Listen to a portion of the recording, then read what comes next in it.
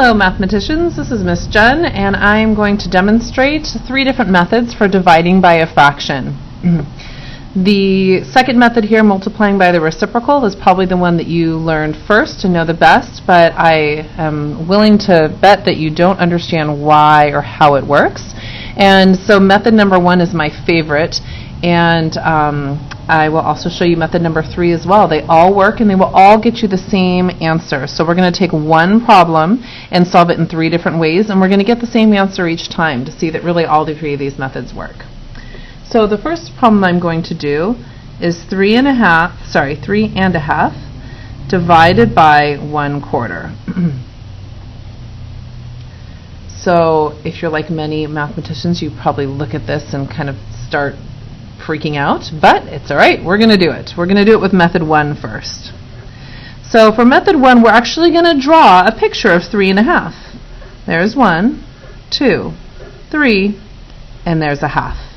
And now we're going to ask ourselves the question, how many quarters are in 3 and a half?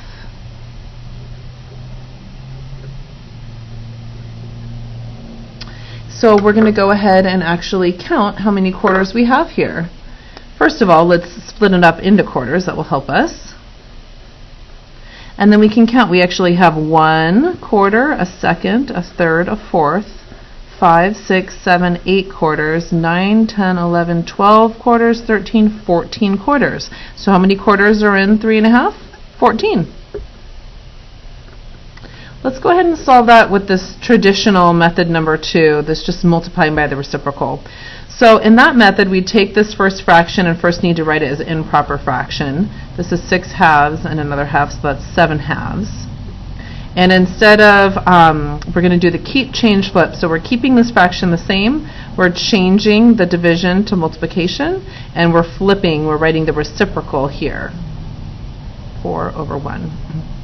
Now in multiplying fractions, we multiply the numerators, and we multiply the denominators, and then finally we reduce. Same answer. Lastly, method 3 is a little bit interesting. In this method, we take the 7 halves, and we're dividing it by 1/4. So I've just written the problem exactly the same, but I've written the mixed number as an improper fraction now. And now I'm actually just going to want to divide across. So I'm just going to divide 7 divided by 1, and I'm actually going to write it out here. We're going to do 7 divided by 1, and we're going to do 2 divided by 4. Now 7 divided by 1 is 7. 2 divided by 4 is just half. So I'm actually, should we write it as a fraction or decimal? I'm just going to write it as a half. Now we don't like fractions with a fraction in it, so I'm going to multiply the numerator and denominator by 2.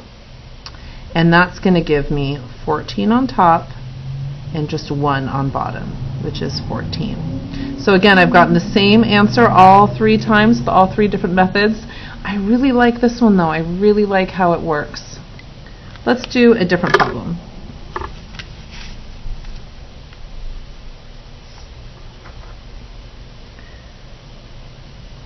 This time I'm going to ask myself,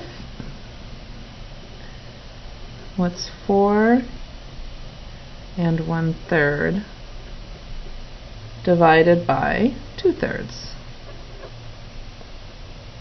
So with this first method here, I'm going to ask how many 2/3 are in 4 1/3. So let me draw what 4 1/3 actually looks like. 4 1/3. And I'm going to ask how many 2/3 are in there. So I'm going to divide this into thirds. And that's already a third. Well, let me see. I'm actually going to circle the 2/3. So, I see a 2/3 here. This is a 2/3 there. There's one of them. Here's another third and a third. That's 2/3 here, right? So that's the second 2/3. Here's a third 2/3. I'll use a different color for that one. Here's a fourth 2/3 there. And here's a fifth 2/3 here. So I'm up to 5. Here's a 1/6, 2/3 there, so I'm up to 6. But I can't get 2 more thirds. I only have 1/3 there. So I only have 1, but I want 2. So if I have 1 out of the 2 that I want, I'm going to write it like that. So my answer is 6.5. There are 6.5 2/3 in 4 1/3. Kind of cool. Let's try that with the second method, multiplying by the reciprocal. So same problem. I'm going to keep the first one the same, other than needing to write it as an improper fraction. I'm going to change the division to multiplication, and I'm going to take the reciprocal. Now when I'm multiplying fractions, I multiply across. And actually in this case, I'm going to go ahead and cross cancel first. 3 and 3 here just reduces to 1. So 13 times 1 is 13, and 1 times 2 is 2. This is improper. When I write it as a mixed number, I get 6.5. Same answer. Lastly, let me try method 3. Method 3 is to divide across. So I'm going to take my same problem that I've been asking all along, except I'm going to use the improper fraction form here. And I'm going to divide across. So 13 divided by 2 is 6.5. And 3 divided by 3 is 1. So anything over 1 is just equal to itself. So my answer is 6.5.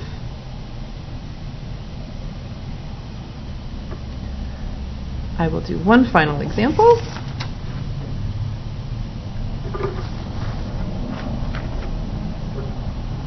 What should it be? I'm going to ask, how many 3/8, how many negative 3/8 are in negative 2 1/4? So first of all, in this situation, I know that a negative divided by a negative is a positive, so I can just I can know right now that my answer is going to be positive. And then I'm just not even going to think about the negatives. I'm just going to look at my magnitudes here. For the first method, I'm going to ask how many 3/8 are in 2 1/4. And I'm going to draw 2 1/4. Now, since I'm talking about how many 8ths are in there, I'm actually going to want to divide everything into 8ths. So there's 8 pieces there, 8 pieces there, and those are 8ths as well. So I've turned this into 2 2/8, which is indeed equivalent.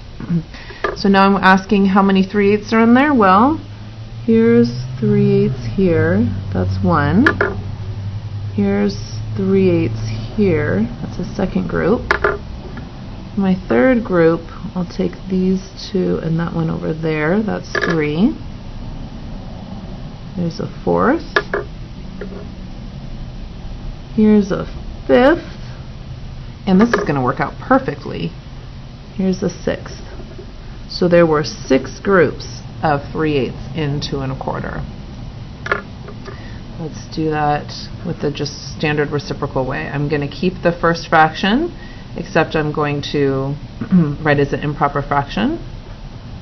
I'm going to change division to multiplication, and I'm going to write the reciprocal. Now, I can reduce first, which I'd like to do. So dividing the numerator and the denominator both by 2, so I'm just making my number smaller. 9 times 2 is 18.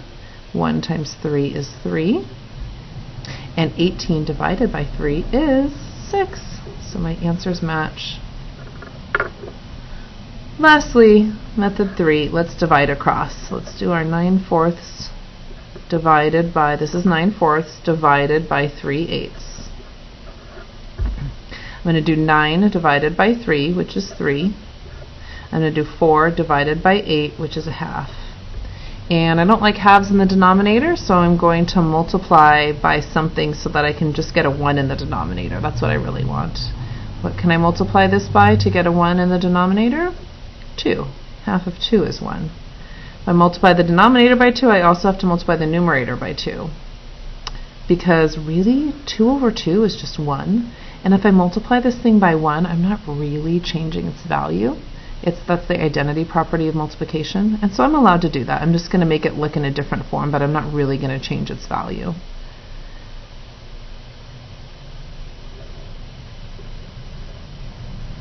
Once again, same answer. So all of these methods work, and I really like this one. However, this one doesn't work for every division situation by any means. There's actually quite a few division problems that you'll encounter where method 1 with this modeling doesn't quite work. And in that case, I like to use method 2 or 3. Method 2, again, multiplying by the reciprocal, always works. However, hopefully after going through this exercise, you can kind of see why it works, or at least you have proven to yourself that it does work. Happy mathing!